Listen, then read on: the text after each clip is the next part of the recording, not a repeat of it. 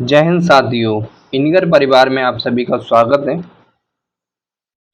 आज हम देखने वाले हैं वर्णमाला। हमने आप लोगों को बताया था कि हिंदी की जो प्रैक्टिस सीरीज स्टार्ट होने वाली है चैप्टर वाइज, वो जल्दी से आने वाली है आप लोगों के लिए।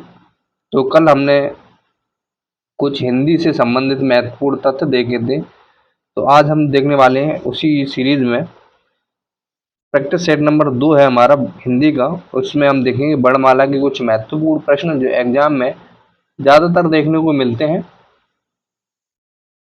चलिए शुरू करते हैं। शुरू करने से पहले आप लोगों से एक छोटी सी रिक्वेस्ट है, यदि आप हमारे चैनल पर नए हैं तो चैनल को सब्सक्राइब कर लें, साथ ही साथ बेल आइकन को भी दबा लें, जिससे आने वाली नेक्स्ट वीडियो का नोटिफिकेशन आप लोगों को मिलता रहे।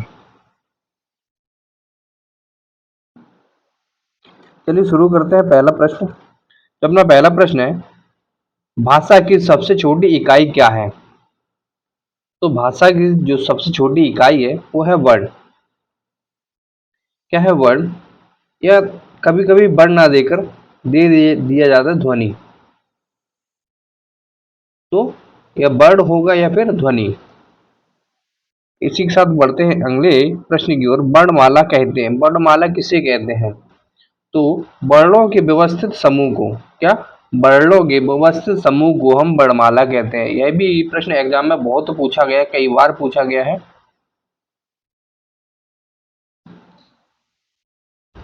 आपका अगला प्रश्न, निम्न में से कंठ ध्वनियां कौन सी हैं? तो कंठ ध्वनियां कौन सी हैं? का, खा, गा, घा या रा, ला, वा, कौन सी ध्वनियां कंठ ध्वनियां हैं? आपको पता है जो हमारी वर्णमाला है वो मुख्यतः दो भागों में बटी हुई है। कौन कौन सी? स्वर तथा व्यंजन। व्यंजन जो होते हैं वो हमारे 33 होते हैं और जो स्वर होते हैं हमारे 10 होते हैं। अगर कुल व्यंजनों की बात की जाए तो ये एग्जाम में जो आते हैं, सही जवाब आपका रहेगा 52 व्यंजन होते हैं। इनसे भी प्रश्न एग्जाम में देखने को मिलता है, तो आप लोग ये चीज भी ध्यान दे दीजिएगा।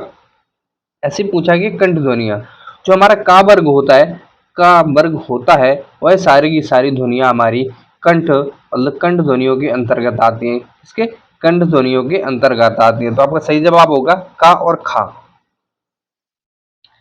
बढ़ते अगले प्रश्न की ओर।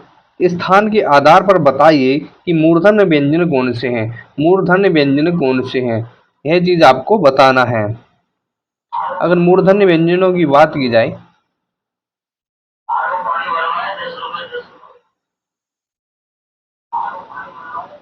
जो टावर होता है टावर के जितने भी वर्ण होते हैं वो सारे के सारे हमारे मूर्धन्य व्यंजन के अंतर्गत आते हैं। तो टावर में क्या होता है? टा, ठा, डा, ढा। तो डा और ढा, यह हमारा सही जवाब होगा मूर्धन्य व्यंजन में। इसके अलावा कौन सा व्यंजन बचता है जो हमारा मूर्धन्य व्यंजन के अंतर्गत आता है? बढ़ते अगले प्रश्न की ओर। निम्न में से अल्प प्राण कौन सा है? निम्न में से अल्प प्राण कौन सा है? तो अल्प प्राण कौन सा है? वो है हमारा का और गा। का और गा, किसी वर्ग का पहला तीसरा और पांचवा वर्ण अल्प प्राण कहलाता है। वहीं अगर दूसरे और चौथे की बात की जाए तो वह महाप्राण कहलाता है। किसी भी वर्ण का पहला तीसरा और पांचवा वर्ण अल्प प्राण कहलाता है और वहीं दूसरा और चौथा वर्ण महाप्राण कहलाता है। क्या? महाप्राण। इसी के साथ बढ़ते हैं अगले प्रश्न की ओर। निम्न में से नासिक व्यंजन कौन सा है? नासिक व्यंजन प्रत्येक वर्ग का पंचम अक्षर होता है, वह नासिक व्यंजन के अंतर्गत आता है। पांचवा जो अक्षर होता है प्रत्येक वर्ग का पांचवा अक्षर नासिक व्यंजन आता है। तो इसमें पांचवा अक्षर कौन सा है? वो है हमारा जा, चूली वाली या, ज्या। बढ़ते अगले प्रश्न की ओर। ए आई वर्ड क्या कहलाते हैं? ए और आई हैं, ये क्या कहलाते हैं या ये किस प्रकार की ध्वनियों के अंतर्गत आते हैं? तो इनकी बात की जाए तो ये आते हैं हमारे मूर्धन्य। किसमें? मूर्धन्य में। बढ़ते हैं अगले प्रश्न की ओर। हिंदी वर्णमाला में अयोग बहा वर्ण कौन से हैं? हिंदी वर्णमाला में अयोग बहा वर्ण कौन से हैं? अयोग बहा की बात की जाए तो अयोग बहा हमारे कौन से होते हैं? अंग और आहा। अंग और आहा होते हैं वो हमारे अयोग बहा के अंतर्गत आते हैं। कौन से अयोग बहा के अंतर्गत आते हैं?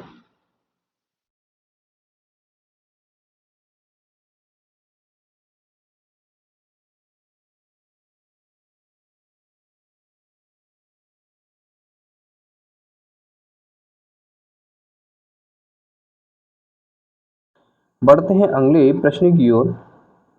निम्न में बताइए कि किस शब्द में द्वित्व व्यंजन है? निम्न में से बताइए किस में द्वित्व व्यंजन है? तो अगर द्वैत व्यंजन की बात की जाए तो द्वैत व्यंजन जब भी किसी शब्द में दो एक जैसे शब्द, एक जैसे अक्षर एक साथ आए, उनमें से एक आधा और एक एक स्वर रहित और एक स्वर सहित हो, वहां पर हमारा द्वैत व्यंजन का कॉन्सेप्ट लगता है। तो अपना सही जवाब होगा दिल्ली। दिल्ली, दिल्ली में ला आधा है, दूसरा ला पूरा है, यह एक स्वर रहित है और एक स्वर सहित है। बढ़ते हैं अगले प्रश्न की ओर। जो अपना अगला प्रश्न है, सा सा सा हा कौन से व्यंजन है? तो ये कौन से व्यंजन है, एग्जाम में बहुत पूछा जाता है। ये इस यहाँ से यह प्रश्न बहुत एग्जाम में देखने को मिलता है। तो ये हमारे संघर्षी व्यंजन है। कैसे? संघर्षी व्यंजन। बढ़ते हैं अगले प्रश्न की ओर। निम्नलिखित में से बताइए कि नवीन विकसित ध्वनियाँ कौन सी हैं? नवीन विकसित ध्वनियाँ कौन सी हैं? तो वह हमारी खा और गा। जिन जिन अक्षरों के नीचे एक बिंदी लगी होती है, एक बिंदी लगी होती है थोड़ी सी आगे, वह हमारी सारी की सारी नवीन विकसित ध्वनियाँ हैं। यह हमारी अरबी भाषा में देखने को मिलती हैं। अरबी और फारसी भाषा में देखने को मिलती हैं। बढ़ते हैं अगले प्रश्न की ओर। निम्न में से कौन सा घोष वर्ण है? निम्न में से कौन सा घोष वर्ण है? तो घोष वर्ण की बात की जाए तो वो है माँ। माँ कौन सा है? माँ। बढ़ते हैं अगले प्रश्न की ओर। कौन सा अमानक वर्ण है? कौन सा वर्ण अमानक वर्ण है? देखिए, पहले इस वर्ड को हम प्रयुक्त करते थे, जैसे भक्ति। भक्ति शब्द में आप लोगों ने लिखा देखा होगा, लेकिन अब इस वर्ड को अमान्य घोषित कर दिया गया है। क्या? अमान्य घोषित कर दिया गया है। बाद बाकी के भा था दा खा, ये तीनों वर्ड हिंदी भाषा में प्रयुक्त किए जाते हैं। बढ़ते हैं अगले प्रश्न की ओर। का खा जाफा ध्वनियाँ किसकी हैं? किसकी हैं? तो यह अभी हमने देखा था ऊपर वाले में, यह अरबी फारसी की हैं। अरबी और फारसी भाषा की हैं। किसकी? अरबी और फारसी भाषा की हैं। हिंदी में मूलतः वर्णों की संख्या कितनी होती है? हिंदी में अगर वर्णों की संख्या पूछी जाए तो वह कितनी होती है? तो ये कितनी होती है? अभी हमने ऊपर देखा था, वो होती है 52। कितनी? 52। अगर आप लोगों को बताना है स्वर कितने होते हैं, स्वर कितने होते हैं और व्यंजन कितने होते हैं, है आपको कमेंट बॉक्स में बताना है। बढ़ते हैं अगले प्रश्न की ओर। छा ध्वनि जो क्षेत्रीय वाला शाह है, ये किसके अंतर्गत आता है? यह ध्वनि किसके अंतर्गत आती है? तो यह ध्वनि किसके अंतर्गत आती है?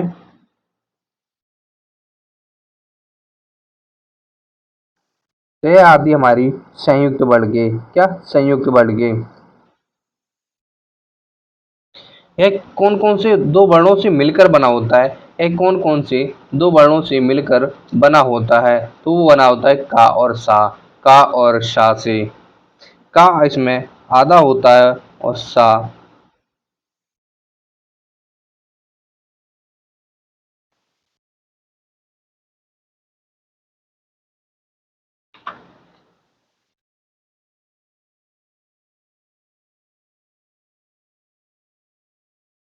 इन दो वर्णों से मिलकर बना होता है। बढ़ते अगले प्रश्न की ओर। हिंदी शब्दकोश में शा का क्रम कौन सा होता है? या किसके बाद आता है? हम लोग वर्णमाला पढ़ते हैं तो ये लास्ट में देखने को मिलता है, लेकिन यदि यही पूछ लिया जाए कि शब्दकोश में इसका स्थान कौन सा है, शब्दकोश में इसके स्थान की बात की जाए तो वो आती है का के बाद। क्या?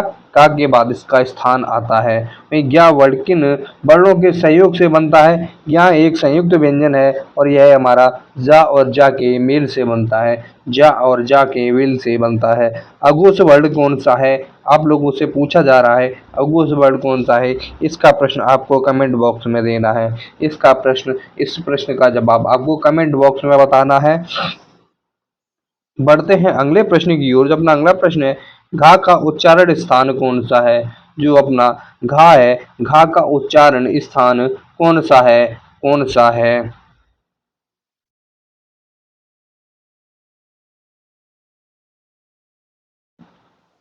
अगर घा के उच्चारण स्थान की बात की जाए तो वह है हमारी कंठ।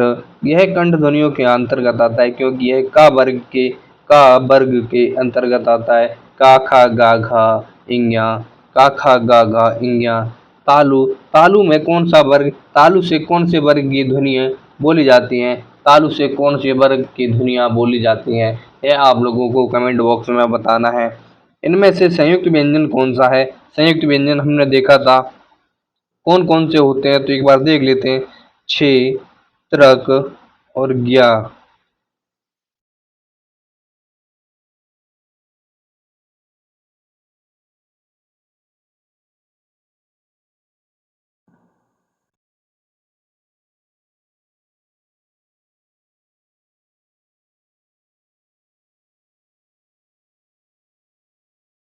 कौन सा है वो हमारा ज्ञान? कौन सा है? ज्ञान। पढ़ते हैं अगले प्रश्न की ओर। निम्नलिखित में से कौन सा वर्ण उच्चारण की दृष्टि से दंत नहीं है? कौन सा वर्ग दंत नहीं है? तो दंत से कौन सी ध्वनियाँ बोली जाती हैं? दंत मतलब दांतों से कौन सी ध्वनियाँ बोली जाती हैं?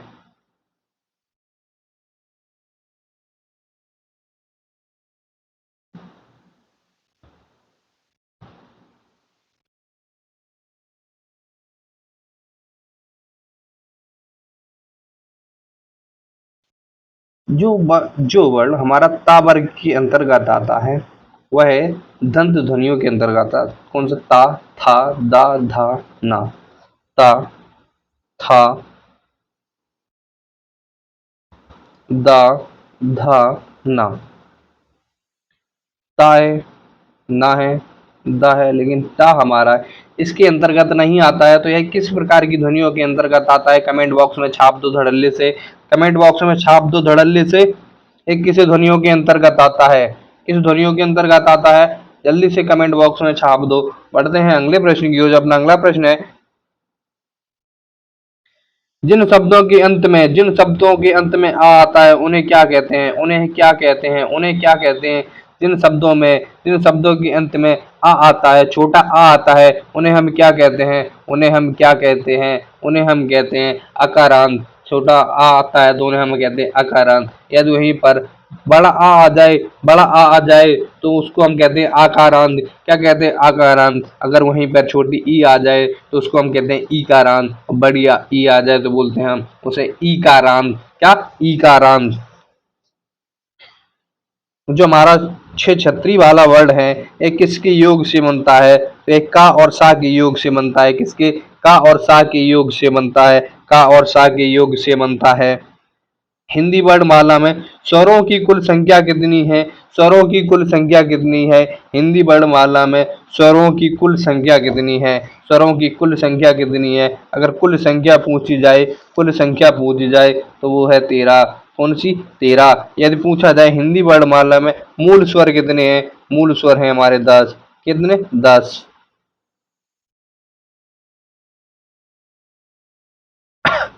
कुल कुल स्वरों की संख्या पूछी जाए तो वो 13 है, जबकि 10 इसका सही जवाब रहता है। एग्जाम में पूछा जाए हिंदी वर्णमाला में स्वर कितने हैं तो स्वर 10 हैं। बाद बाकी के कुल पूछा जाए तो 13 हैं। बढ़ते हैं अगले प्रश्न की। निम्नलिखित में से कौन कौन स्वर नहीं है? निम्नलिखित में से कौन स्वर नहीं है? तो वो हमारा जा। जा एक व्यंजन है जो जिसे हम नासिक स्वर भी कहते हैं, नासिक व्यंजन कहते हैं। क्या? नासिक व्यंजन भी कहते हैं। बढ़ते हैं अगले प्रश्न की ओर। जो अपना अगला प्रश्न है, निम्नलिखित में से कौन टा वर्ग नहीं है। निम्नलिखित में से कौन टा वर्ग नहीं है? निम्नलिखित में से कौन सा टा वर्ग के अंतर्गत नहीं आता है? तो वो है हमारा घा। हिंदी वर्णमाला में व्यंजनों की संख्या कितनी होती है? तो हिंदी वर्णमाला में अगर व्यंजन पूछे जाए तो कितने होते हैं 33। कितने? 33। 33। बढ़ते हैं अगले प्रश्न की ओर। निम्नलिखित में से कौन सा पश्च स्वर है? कौन निम्नलिखित में से कौन सा पश्च स्वर है? पश्च स्वर है। पश्च स्वर है। तो वो है हमारा आ। क्या है? आ। अगर आप लोगों से पूछा जाए मध्य स्वर कौन सा होता है? मध्य स्वर कौन सा होता है? तो वो होता है छोटा आ। छोटा आ। बढ़ते हैं अगले प्रश्न की ओर। जब अपना अगला प्रश्न है, निम्नलिखित में से अयुग्वाह हैं, अयुग्वाह होते हैं, अयुग्वाह क्या होते हैं? तो वो क्या होते हैं? वो होते हैं विसर्ग। क्या होते हैं? विसर्ग। क्या होते हैं? विसर्ग होते हैं। विसर्ग होते हैं।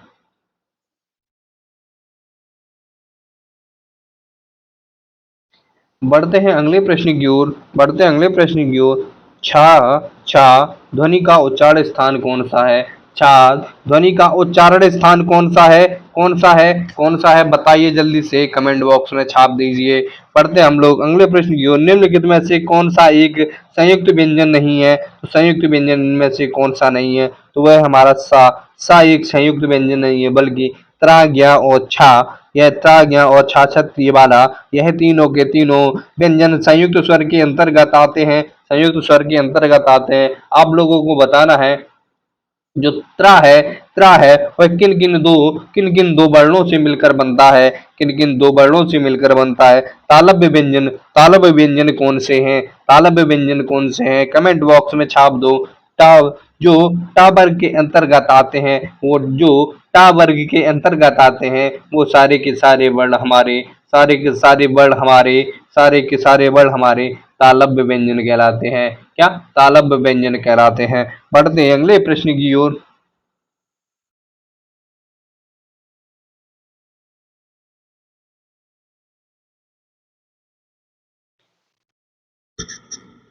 जितने भी चा वर्ग के अंतर्गत आते हैं, चा वर्ग के अंतर्गत आते हैं, तालव्य व्यंजन कहलाते हैं। बढ़ते हैं अगले प्रश्न की ओर। जो अपना अगला प्रश्न है 34। यार अलावा किस वर्ग के व्यंजन है? यार अलावा अंतस्थ व्यंजन है। कौन से? अंतस्थ व्यंजन है। अंतस्थ व्यंजन है। अंतस्थ व्यंजन है। अनुनासिक का संबंध होता है। अनुनासिक का संबंध होता है। अनुनासिक का संबंध होता है। अनुनासिक का संबंध किससे होता है? तो यह होता है नाक और मुंह दोनों से। नाक और मुंह दोनों से। नाक और मुंह दोनों से होता है। बढ़ते हैं अगले प्रश्न की। अनुनासिक व्यंजन कौन से होते हैं? अनुनासिक व्यंजन कौन से होते हैं? जो हमने एक देखा था, जो पंचमाक्षर होता है, जो प्रत्येक वर्ग का पंचमाक्षर अनुनासिक व्यंजन कहलाता है। क्या? अनुनासिक व्यंजन कहलाता है। परीक्षा में बहुत पूछा जाता है। बढ़ते हैं अगले प्रश्न की ओर। हिंदी वर्णमाला में स्वरों की संख्या कितनी है? स्वरों की संख्या कितनी है? हिंदी वर्णमाला में स्वरों की संख्या कितनी है?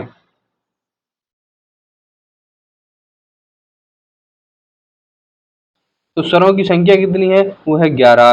कितनी? 11। 11। 11।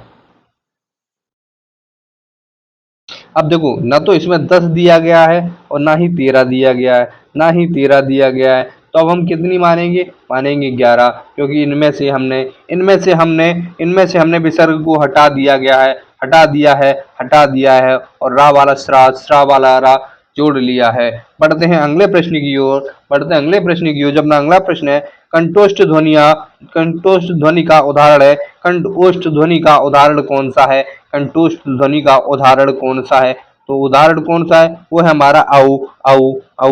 जबकि का हमारा कंठ ध्वनियों के अंतर्गत आता है। का हमारा कंठ ध्वनियों के अंतर्गत आता है। भाषा निर्माण की इकाई का सही अनुक्रम क्या है? भाषा निर्माण की इकाइयों का सही युग्म क्या है? तो पहले आती है ध्वनि। ध्वनि या वर्ण, फिर आते शब्द, फिर पदबंध और वाक्य, पदबंध और वाक्य, वाक्य के बाद काव्य, सॉरी।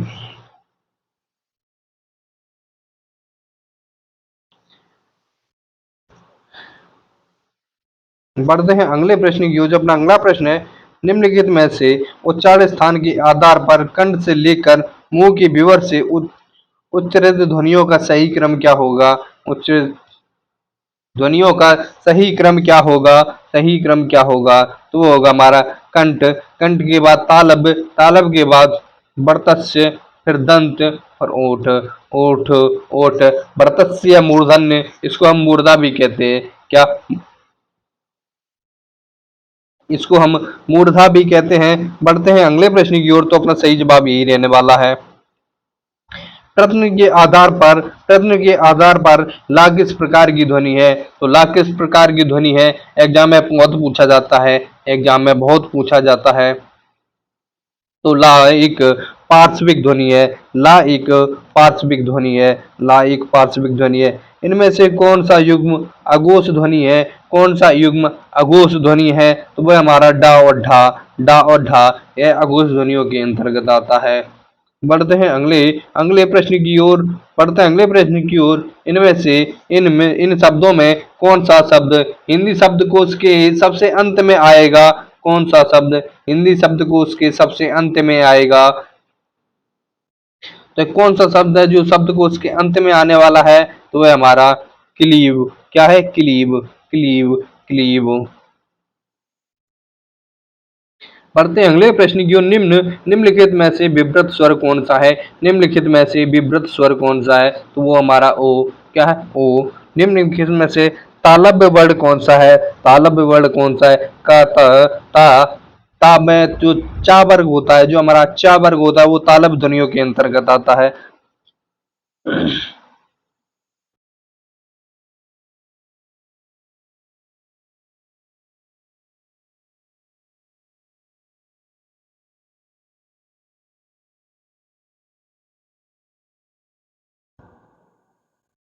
तो आपका सही जवाब क्या रहने वाला है? पहला और चौथा, ऑप्शन नंबर डी, पहला और चौथा। ता अलग वर्ग है और टा, ये दोनों अलग अलग वर्गों के अंतर्गत आते हैं। पढ़ते हैं अगले प्रश्न की ओर। निम्नलिखित में से कौन सा वर्ण तालब्य नहीं है? तो कौन सा वर्ण है हमारा जो तालब्य नहीं है? तो तालब्य हमारा का यह कंठ ध्वनियों के अंतर्गत आता है, तो यह हमारा तालब्य नहीं होगा। पढ़ते हैं अगले अगले प्रश्न की ओर। तो अपना अगला प्रश्न है, हिंदी में अनुनासिक व्यंजन की संख्या कितनी होती है? अनुनासिक व्यंजन की संख्या कितनी होती है? जो अनुनासिक व्यंजन होते हैं वह कितने होते हैं? वह होते हैं हमारे 5। कितने होते हैं? 5। आखिरी प्रश्न, स्पर्श संघर्षी व्यंजन ध्वनियाँ कौन सी हैं? स्पर्श संघर्षी व्यंजन ध्वनियाँ कौन सी हैं? इसका जवाब आपको कमेंट में देना है। क्या इसका जवाब आपको कमेंट में देना है? वीडियो आपको कैसी लगी कमेंट बॉक्स में छाप दो धड़ल्ले से। और आप लोगों को नेक्स्ट टॉपिक क्या चाहिए कमेंट बॉक्स में ये भी बता दो। नेक्स्ट टॉपिक क्या चाहिए ये भी बता दो, जिससे आने वाली वीडियो आप लोगों की मनपसंद की हो सके और आप लोगों को पढ़ाई में जुट जाइएगा। क्योंकि अब हमारे पास मिनिमम 45 से 50 दिन बचे हैं एग्जाम के लिए, तो इसमें कतई कतई कतई नहीं हमें